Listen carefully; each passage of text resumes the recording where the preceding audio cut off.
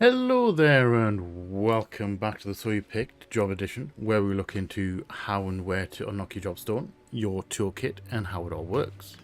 Now today we are going to be looking at the Warrior, which is the second of the starter tank jobs.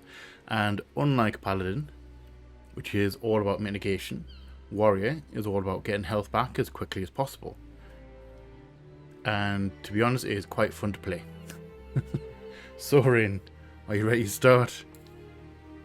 Cool beans. Okay, let's jump in. So, before we jump into unlocking Warrior, we're going to have a quick look at the rest of the Marauder skills, because we missed a few off in the Marauder video, because that one only went up to level 15. Now first up, level 26, you will get Storm's Path. Now, Storm's Path will deliver an attack with a potency of 100, and it is the third part of your Heavy Swing and Maim combo. So it will go Heavy Swing, Maim, Storm's Path. Now, if you use it as part of the combo, it will boost that damage up to a potency of 380, and it will get a combo bonus. Now that combo bonus is it will restore a little bit of your health points with a cure potency of 250. So every time you use Storm's Path at the end of your combo, you'll get a little bit of health back. And it will increase your beast gauge by 20 points. Now your beast gauge doesn't really come into play until level 35 once you're an actual warrior, so we'll go and delve a little bit deeper into that when we get to that point. And next up, level 30, you will get Thriller Battle. Now, Thriller Battle will increase your maximum health points by 20%, and it will also cure you for the amount of health points that you get. So it can be used like a mini cure. Now that buff will last for 10 seconds, and it will be able to be recast every 90 seconds. So it's always worth keeping that one on cooldown. More HP in your pocket is better for your healer. Now next up, level 38, you will get Vengeance. Now Vengeance is a defensive cooldown which will reduce your damage taken by 30%, and has the added bonus of delivering an attack with a potency of 55 every time that you suffer physical damage, and that buff will last for 15 seconds. One of my favourite defensive cooldowns of the game. I love the fact that you are damaging the enemy as they're attacking you for reduced damage. Now next up, level 42, you will get Hongang. Now Hongang is Warrior's version of Hallowed Ground, and it will prevent most attacks from reducing your health points to less than 1. So essentially invincible for 10 seconds. And it has an added bonus of if you have a target selected when you use Hongang, you will bind that target with chains to stop them moving away from you. And lastly, at level 50, you will get access to Storm's Eye. Now Storm's Eye will deliver an attack with a potency of 100. It also combos off of Maim with a combo potency of 380. However, its combo bonus is different by granting you a buff called Surging Tempest, which increases your damage dealt by 10%, and that buff will last for 30 seconds. Now, by using Storm's Eye a second time when you've already got the buff, it will extend the timer on that to a maximum of 60 seconds. And it will increase your beast gauge by 10 points when you use it. So now we've caught up with your Marauder skills. Role skill wise, they all have their uses, but my tank essentials would be keeping Rampart, Low Blow and Provoke from the early Marauder days, and add in Reprisal and Arm's Length when you can.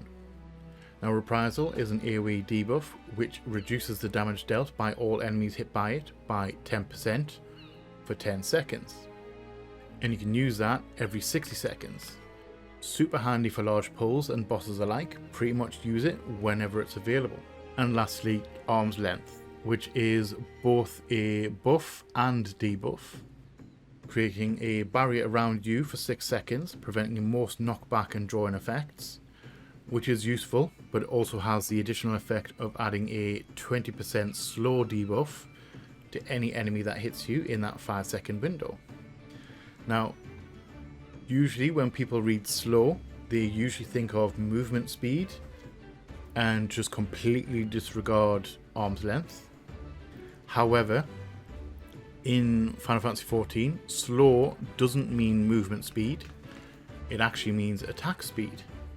So as the enemies attack you, their attack speed will be slowed for 15 seconds, meaning you'll be taking less damage because they're not hitting you as often. In my opinion, it's a massively underrated roll skill, and it is best used either as you're pulling a large group of mobs into position when your healer can't always heal you on the run, or just after you've got the mob into position, depending on which dungeon you're in. It's a little bit situational. Boss wise, not really worth using it on them for the slow debuff, as they tend to be resistant to it. So it's best to save it for the push-pull resistance for certain bosses. And that is your toolkit up to level 30.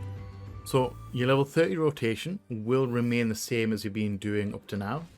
The only additions being adding in Storm's Path and Thrill of Battle, and also Reprise. Now, if you want to pull from range, lead off with a Tomahawk, following up with an Overpower 2 to get a good initial hold. Once you finish gathering enemies, if the mob is more than 3, keep using Overpower. If it's less than 3, it is better to cycle through the mob by using left or right on the D-pad on controller, or Shift then Tab on if you're using keyboard and mouse, and use Storm's Path combo on each enemy individually, making sure to keep Thrill of Battle and Reprise on cooldown, and using Rampart as and when you need it, with it having a longer cooldown timer. Nice and easy stuff. So with that being so simple, I figured I'd add in some general tanking tips. Number 1, your tank stance. Now this one's straightforward. At the start of a dungeon, always check to make sure that you have your tank stance turned on, as it has a chance to turn itself off if you get synced below your current level. Now for a warrior, that your tank stance is called Defiance. Number 2, check out your group. Now, similar to healers, while you're waiting to start, it is worth having a quick look at your party's gear and makeup, because that can affect how much you can get away with pulling. Now, if your healer is undergeared, for example, they will generally have weaker heals and won't be able to keep up with the amount of damage that you're going to be taking. So you'll need to be prepared to adjust for that. Likewise, with the DPS, the melee jobs, for example, don't start getting their AoE abilities till mid to late 30s. So a larger pull will take longer for them to kill, adding more strain on the group as a whole as well. Now, another thing to keep an eye on is your healer's MP, especially just after a fight, because that can affect the size of your next pull. Generally, if they're around the 5,000 mark, then you should be okay with a larger one. If not, then it's sometimes worth holding back a little bit while it recovers. Number 3, speak up. Now, don't be afraid to tell the group that you're new to tanking or a bit unsure. 99% of the time, the rest of your group will offer advice and be pretty chill with any mistakes that you may make. So, don't be afraid to speak up. Number 4, remember your ABCs. Now, try to use ABC positioning as much as you can. Now, if you don't know what I mean by that, or you missed my Marauder video, I will do a quick recap now. ABC positioning is where you try to keep the mob or boss in between you and the rest of the group. So you would be in position A, the enemy is in position B, and the rest of your group is in position C, which keeps most of the damage facing away from your group. Now, that being said, it is not always possible, because the other party members can position themselves in some less than ideal spots. But try and do it as much as you can. Number 5, push yourself. Now, try and pull as many enemies as you feel comfortable with, but don't be afraid to push it a little bit, because with practice you can do some very large pulls in most of the dungeons and survive quite well. If you don't survive, however, don't worry. Failure is okay as long as you learn from it. Just dust yourself off, try again, and adjust accordingly. And lastly, number 6, be adaptable. Now sometimes in dungeons things just don't go smoothly. Be it a melee DPS that stands in front of the boss with you and ends up getting smacked in the face and taking massive damage, if they even survive it, or enemies not going where you want them to go. Just be prepared to adapt to random stuff and you'll generally be fine. So with that being said, it is now time to go unlock the warrior. So let's head back to Limsa and the Marauders Guild to see Vainzoan to pick up his quest. Now, to unlock the jobstone, you will need to have done the following. Firstly, you will need to be level 30 in your starter class. In this case, Marauder. Secondly, you will need to be past the main story quest called Self-Management. Now, a lot of people miss that one out and get caught out by that one. And lastly, you will need to have done all of the class quests up to and including the level 30 ones. And that last level 30 quest will take you to see Curious Gorge over here in Eastern Lanosea. Now finish his quest and you will be the proud owner of your warrior jobstone. Now once you have it, you will need to equip it by coming down into your character menu where all your gear is. This menu right here, and heading all the way down to the bottom right hand slot and equipping the Sword of the Warrior. And congratulations, you're now an official warrior with a messed up hotbar. Now you can either fix it manually by dropping them back on from the actions and traits menu, but to sort it out quickly I would suggest using these text commands I'm putting on screen right now, which will copy your Marauder hotbar over to your warrior one, making it nice and simple. So now this is where we're going to split it up a little bit. We're going to be looking at the toolkit up to level 50 and the level 50 rotation. Then we're going to jump into the 50 to 60 stuff. Now if you're not interested in the level 30 to 50 stuff, you can jump to this time code right here to get straight to the level 50 to 60 stuff. Now straight on to the level 30 to 50 toolkit. And first up, you will unlock your beast gauge, which is warrior's job gauge. Now every time you use your Storm's Path or Storm's Eye combo, it will generate points and fill up your gauge up to a maximum of 100 points. Now we use those points in order to use some of your special attacks, first of which being Inner Beast, which is your other level 35 skill, and later on you will get Steel Cyclone, which is an AoE version of that. Now Inner Beast itself will deliver an attack with a potency of 330 and it will cost you 50 points to use. Now it's pretty much every time you get 50 points, it's worth hitting them with an Inner Beast just for that extra damage. Next up, level 40, you will get Mithril Tempest.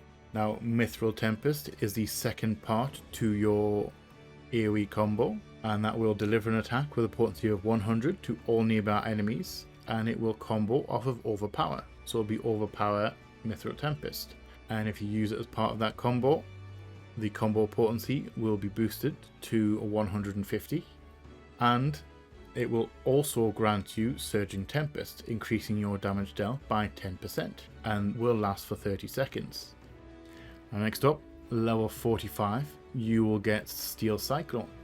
Now, Steel Cyclone is the AoE version of Inner Beast, and that will deliver an attack with a potency of 170 to all nearby enemies. And much like Inner Beast, it will cost you 50 points to use. Again, use that instead of Inner Beast when you're in an AoE situation. And lastly, at level 50, you will get Infuriate. Now Infuriate is an ability which will increase your beast gauge by 50 points and has a maximum charge of 2. Infuriate is basically a free use of either Inner Beast or Steel Cyclone, so use it when it's available. You may as well get free damage. Right guys, now your level 50 rotation can be split up into two main sections. First of which being your buff and point generation phase, and the second part being your burst damage phase. So starting off with the first part, as you run up, hit them with a Tomahawk straight into a heavy swing, maim and Storm's Eye combo in order to get Surging Tempest up and running as quickly as possible, because that extra 10% damage dealt all adds up over the course of a fight. Now after you have Storm's Eye up, going to lead straight in back into heavy swing, maim and storm's path combos in order to generate your beast gauge points. Once you have at least 50 points generated, head straight into your damage phase, which I would use Berserk to start off with, straight into an Inner Beast, then use an Infuriate, Inner Beast, Infuriate, Inner Beast, which does a tremendous amount of damage in one fell swoop. And then you would head back into your heavy swing, maim and storm's path combos to generate more points. Now, keeping track of your surging tempest buff, making sure it doesn't drop off, reapplying Storm's Eye whenever you need to.